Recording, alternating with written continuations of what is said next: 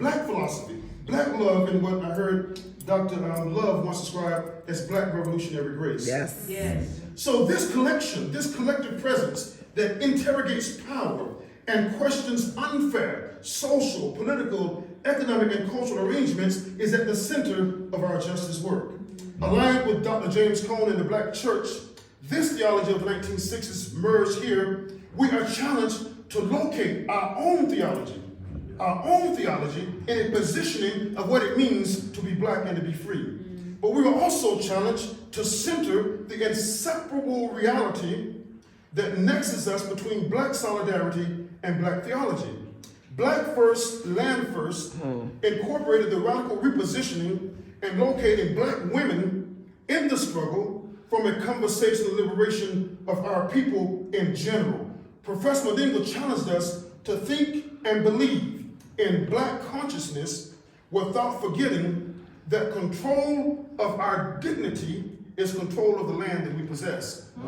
Taken together, this week symbolized that we here on the continent of Africa, whether we're in the diaspora in Brazil or whether we're in North America, we are one. We are one in our destiny, we are one in our struggles, we are one in our challenges. So we come here today, and we came throughout the week as family members who had yet become acquainted. We came as friends, we depart as comrades. I'm so thankful for the host who invited us to come and learn from you, and as the men of old, we leave here another way. Thank you.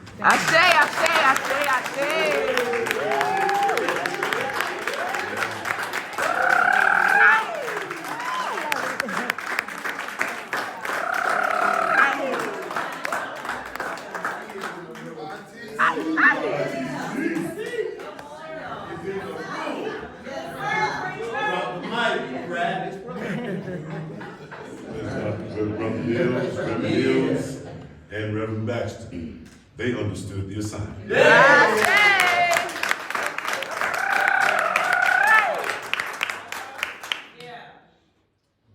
I'm thankful for Dr. Braga, Dr. Love, Dr. Lomax, the one and only Dr. Brawley. I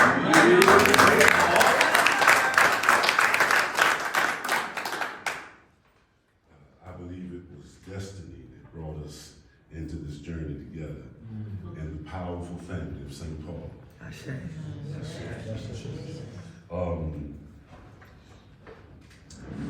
As I think about this journey, I think about our time during our virtual intensive week at ITC. Dr. Teray led us in a YouTube musical presentation that affirmed and reminded us that we belonged here. We belonged here. Might not seem like much, but in the context, the here was the D-Min program at ITC. Many of us left affirmed and convicted to know that our journey at that point had not been in vain. And that although the rigor and evolving structure of the program, the D-Min program, demanded a presence and a flexibility from all of us, it was worth the stretching. Oh, yeah.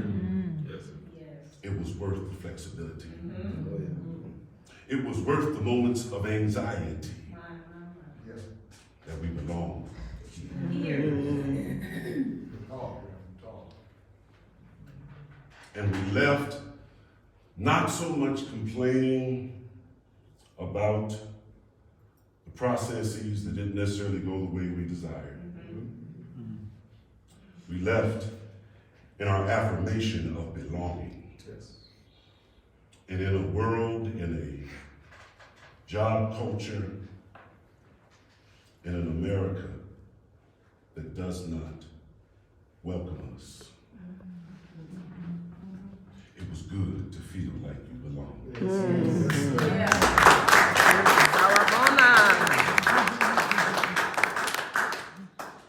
And in our affirmation of belonging, we were willing to pull from that affirmation a question by asking, what does it mean to be present and belong for the time we've been here in South Africa?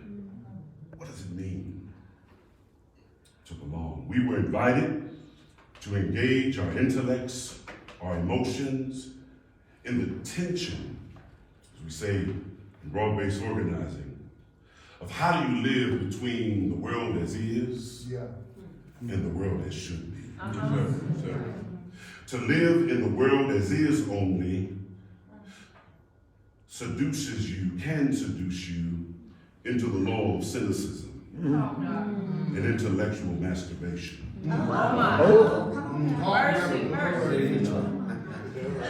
Living in the world as should be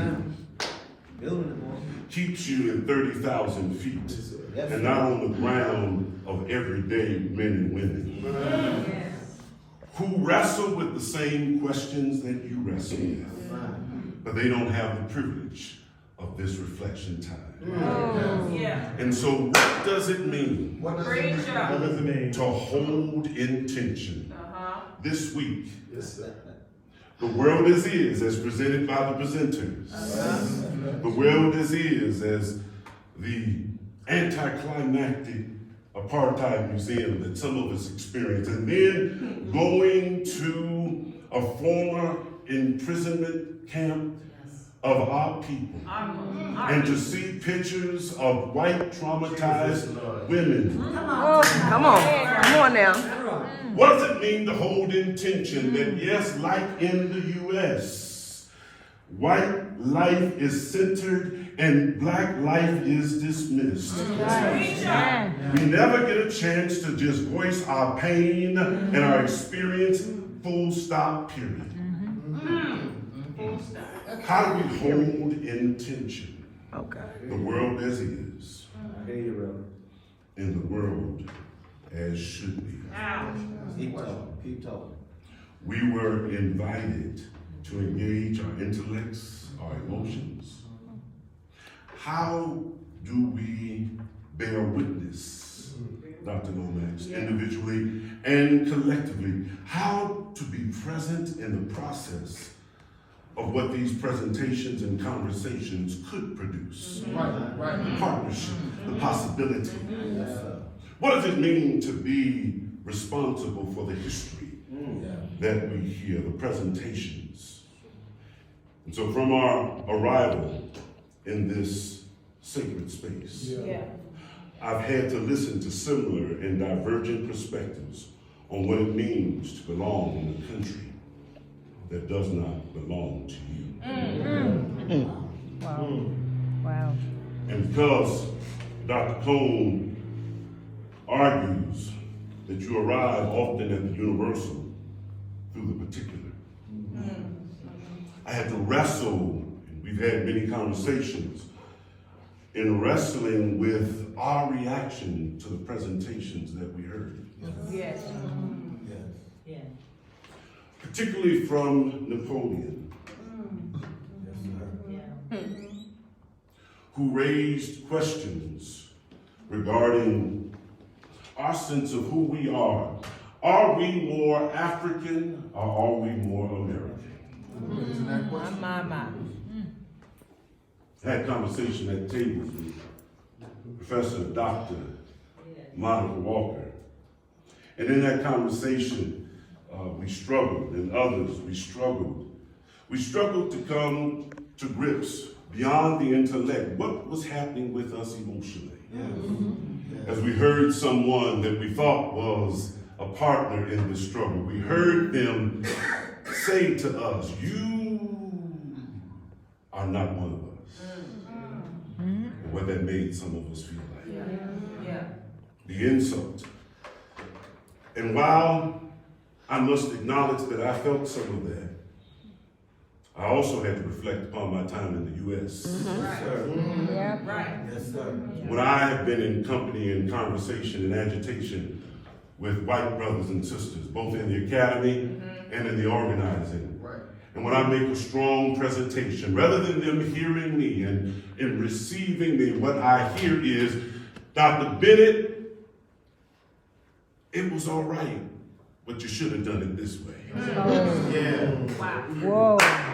What I heard is I had to make them feel comfortable That's right. in order for them to receive Yes, that. sir.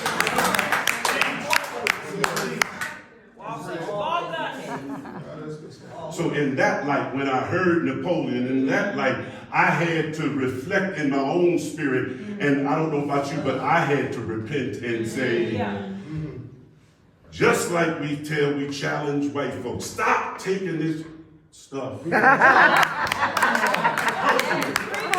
is the system by which you now benefit.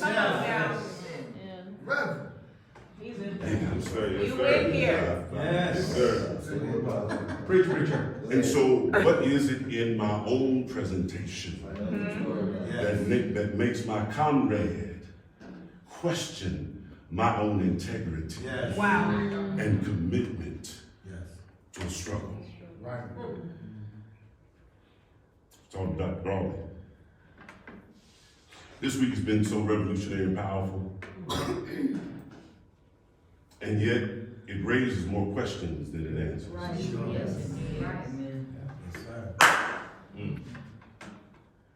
Larger questions. We belonged in this D-Men program. This immersion trip, I pray, raises and answers the question that we belong in this struggle. Yes.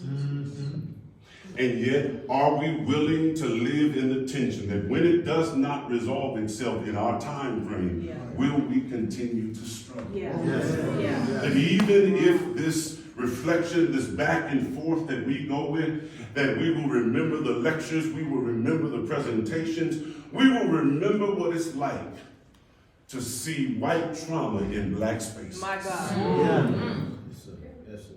We will hold intention, as I learned from the wisdom of Dr.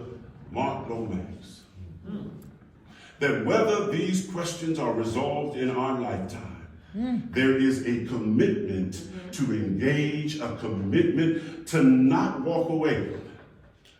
Monica Walker, I want to end here. Monica Walker shared something that I think gave good insight. She said that oftentimes in mediation, the person who is offended needs space and time for which to reflect, distance from the person that they have received the trauma from. And the question was raised, or the reality was stated, that when have black folk in America had an opportunity to separate ourselves from our very oppressor? For me, this week gave me some time to be with my family. So that as faculty, as pastor, as parent, as a black man who still deals with his own struggles of anti-blackness, I can say, I belong here. Amen.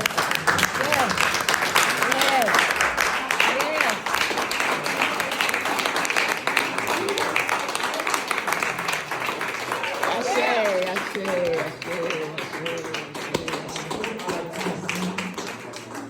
Yes. My God. Thank you, Doc. This is good. Ooh.